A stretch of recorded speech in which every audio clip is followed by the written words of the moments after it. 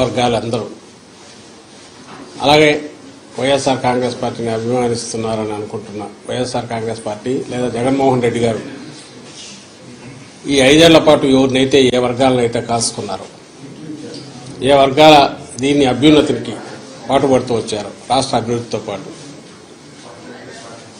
వాళ్ళు ఎంత ఉత్సాహంతో పోలింగ్లో పార్టిసిపేట్ చేశారు. అందులో ముఖ్యంగా మహిళలు పోలింగ్ పర్సెంటేజ్ ఇవన్నీ చూసిన తర్వాత ఎవరు అంచనాలు వాళ్ళు వేసుకోవచ్చు. మాకైతే ఖాయంగా కనపడుతోంది గవర్నమెంట్ వస్తుంది, చాలా బాగా వస్తుంది. మొన్నటికి అంత కూడా జరిగింది, మిగిలిన చోట్ల జరిగిన చోట్ల కూడా పోలింగ్ పర్సెంటేజ్ పెరిగాయి. ఓటింగ్ జరిగే శాతాన్ని బట్టి చూసి యాంటీ ఇన్కంబెన్సీ అనుకుందామంటే మీరు గమనించిన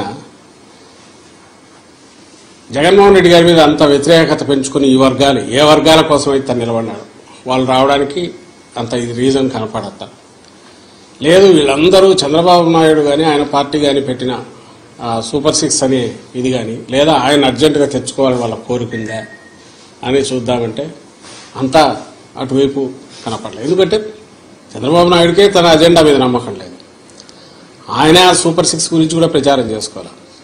ఆయన ఎంతసేపు ఉన్నా జగన్మోహన్ రెడ్డి గారి మీద వ్యక్తిగతంగా దాడులో లేదా వివేకానంద రెడ్డి హత్యను ఇంకా గొడ్డలు అనడము ఇంకోటి కుటుంబం దీన్ని వాళ్ళకి సంబంధించిన కుటుంబ సమస్యల గురించి తీసుకొచ్చి పెట్టడము లేదు లాస్ట్లో ల్యాండ్ టైటిలింగ్ యాక్ట్ అని ఇంకోటి తీసుకొచ్చి ఒక అర్థం లేని ఇది దేన్నైతే వాళ్ళు ఆ రోజు సపోర్ట్ చేశారో దేన్నైతే ఈరోజు ఐ థింక్ నీతి ఆయోగ్ వాళ్ళ దాంట్లో కూడా ఉంది దాన్ని ఒక ఇష్యూ కింద చేసి ఆయన ఇచ్చిన హామీలే గట్టిగా చెప్పుకోలేని వచ్చాడు. ఎందుకంటే ఆయనకే నమ్మకం లేదు. ఇంతకుముందు కూడా చెప్పాం అది హామీలను అమలు చేస్తాడే నమ్మకం జనానికి లేదని ప్రజలకు లేదని అది ఆయనకు అవగాహన ఉంది కాబట్టి అది వదిలేసి కేవలం వైఎస్ఆర్ కాంగ్రెస్ పార్టీని లేదా వైఎస్ఆర్ కాంగ్రెస్ పార్టీ నాయకులను అందరికంటే ముఖ్యంగా జగన్మోహన్ రెడ్డి గారిని వ్యక్తిగతంగా దూషిస్తూ మొత్తం వాళ్ళ క్యాంపెయిన్ అంతా దాంట్లో నడిచింది. సో ఆ నేపథ్యంలో ప్రజలు ఆయన ఇచ్చిన హామీల మీద నమ్ముకొని వచ్చింటున్నారనడానికి అది కనపడట్లా. ఉంటే ఆయనే చెప్పేవాడు దాని గురించి, వాళ్ళు దాని గురించి మాట్లాడేవాళ్ళు. వేరే మా నాయకుడు ఆయన మొత్తం ఒకే థీమ్ మీద మీరు గమనిస్తే ఈ 5 ఏళ్ల పాటు తాను రాష్ట్ర అభివృద్ధికి సంక్షేమం ద్వారా లేదా మొత్తం డీసెంట్రలైజేషన్ ఆఫ్ పరిపాలన సుపరిపాలన అందించడం ద్వారా తాను ఏం చేశాడో ఇవే చెప్పాడు. ఇవి కంటిన్యూ కావాలా అనుకుంటే నన్ను దీవించండి అని అడిగాడు. ఈ థీమ్ బలంగా కంటిన్యూస్ జనంలోకి వెళ్తూ వచ్చింది. మేము ఎప్పుడు చెప్తుండేవాళ్ళం కదా 87% లబ్ధిదారులు ఏదో ఒక రూపంలో బెనిఫిట్ పొందిన వాళ్ళందరూ అవును ఇది నిజం అనుకున్నారు. కరెక్టే కదా, ఇది కంటిన్యూ అయితే మా బతుకుల్లో ఇంకా మెరుగైన మెలుపు వస్తుంది, మేలు మలుపు వస్తుంది, ఇంకా వెలుగు పెరుగుతుంది, కుటుంబం అభివృద్ధి జరుగుతుంది అని వాళ్ళు నమ్మారు.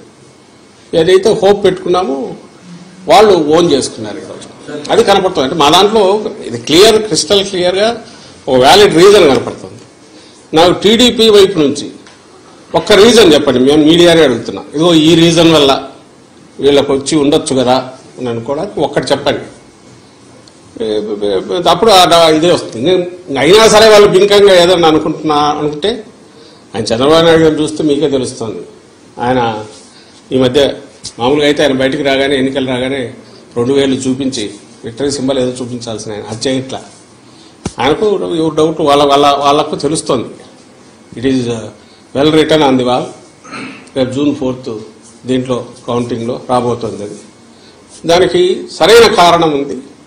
ఓ సీరియస్ పాలిటిక్స్ చేసే లీడర్కు జనం అభిమానిస్తారు, ఆదరిస్తారు, హక్కున చేర్చుకుంటారు అనే నమ్మకం ఈ ఎన్నికల్లో కలుగుతుందని మేము భావిస్తున్నాం.